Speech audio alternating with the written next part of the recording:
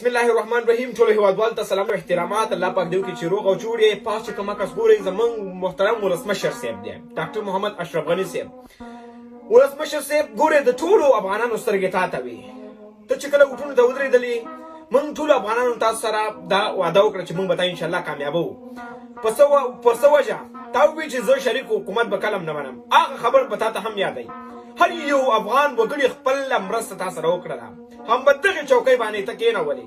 این تر ما پورې زه ناست په نیوزیلینډ کې فیسبوک کې مې دله کمپین کولو، نورو ملګرو ته به یې کمپین وله وکړئ.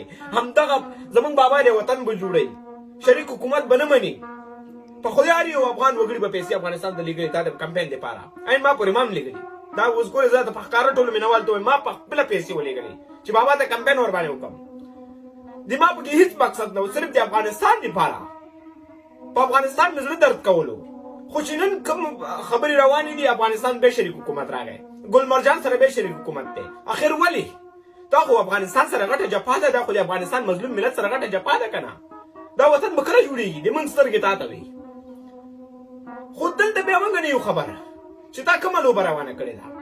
ګورې موږ افغانان دې په هر ډګر کې ملاتړ کوو جناب صاحب، هر یو ډګر کې موږ ملاتړ کوو. که تا باندې کومه ستونزه په تا باندې کوم مشکل راغلی موږ افغانان سره شریکوو، موږ در سره ولاړ یو. ګورې پښتون قوم څومره غټ قوم دی ماشاءالله، ټول پښتانه در سره ولاړ دي او انشاءالله اخره پورې به در سره یو.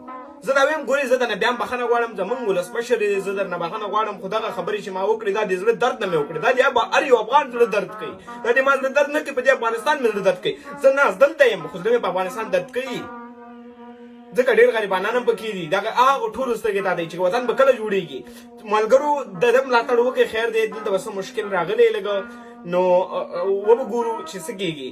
او د ټولو افغان نه هیله کوم چې رد بد ورته مه وایئ. موږ هم خپلې خویندې لرو، خپل لورونه لرو، خپل پلار لرو. درته څه مه یادوئ، زیړې به ورته نه کوو، په ارام به خبرې انشاءالله کوو. خیر شي بیا خو وخت دی. الله په امان.